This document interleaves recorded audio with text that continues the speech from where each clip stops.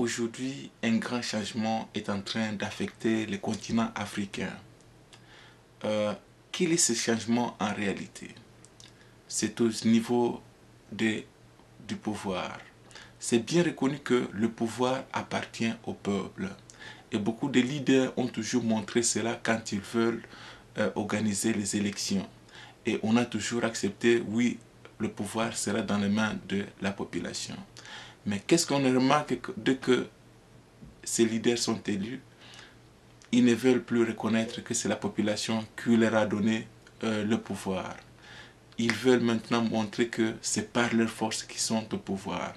Et on a même remarqué qu'il y a certains leaders qui veulent rester au pouvoir pendant des années et des années.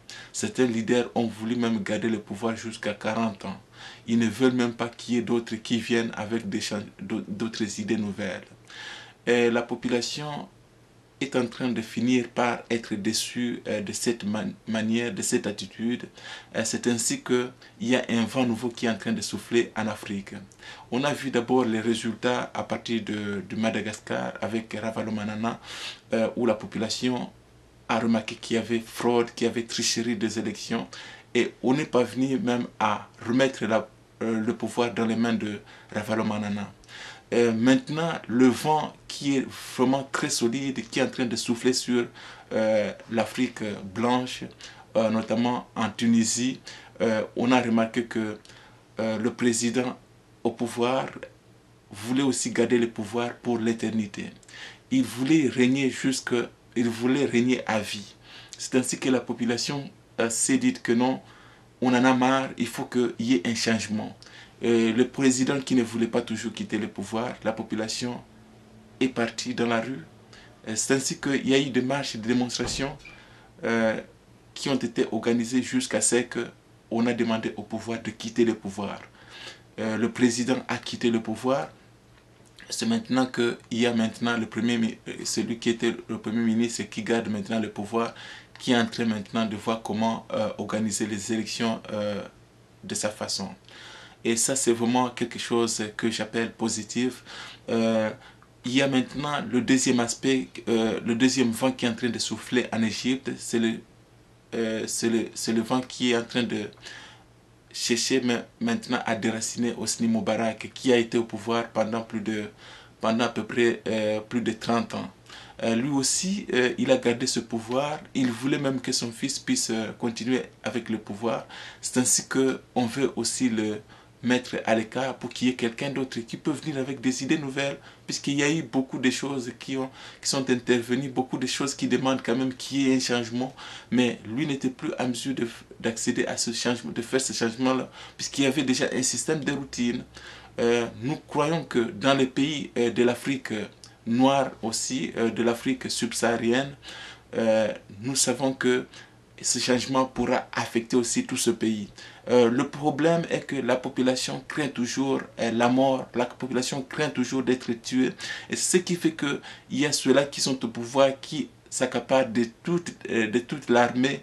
C'est ainsi qu'ils utilisent l'armée pour faire taire la population. Mais je crois que on a remarqué ce dernier temps que la population est plus forte que n'importe quelle arme du monde. Puisque dès que la population se décide, il n'y a personne qui peut encore stopper cette population-là.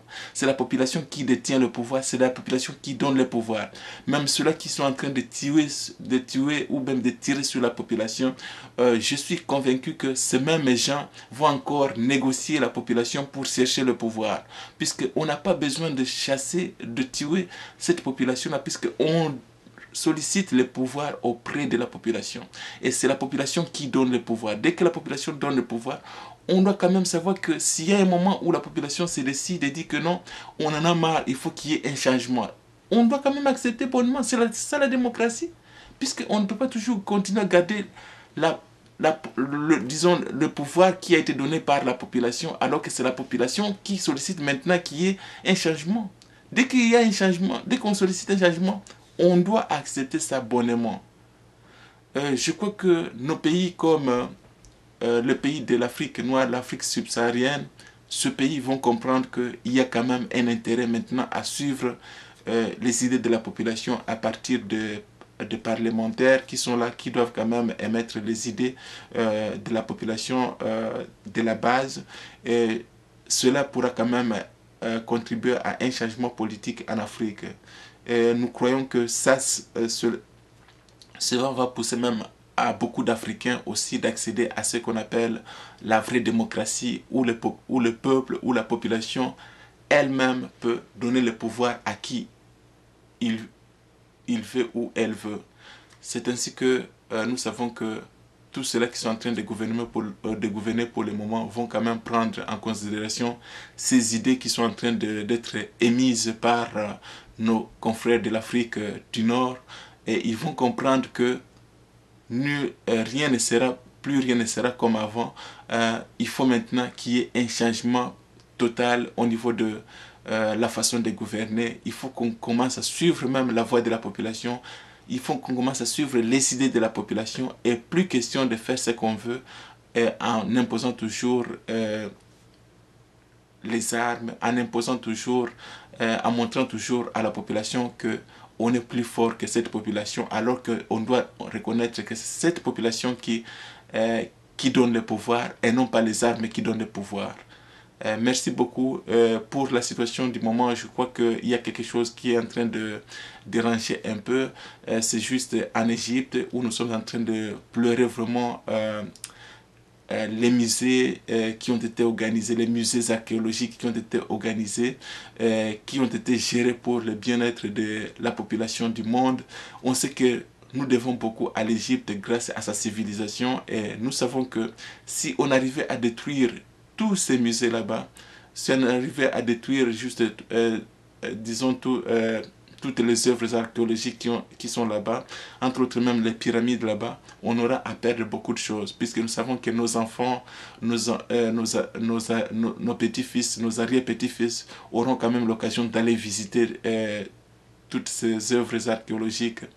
Et nous demandons à ceux-là qui sont en train de faire des démonstrations ou même des marches de ne pas toucher ces œuvres là-bas, puisque eux aussi en auront toujours besoin, même si le président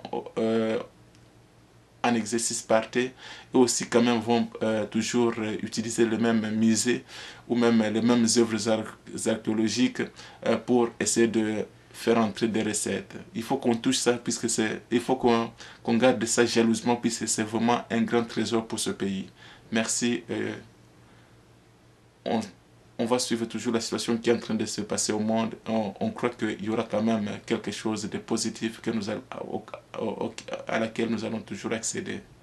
Merci pour votre contribution.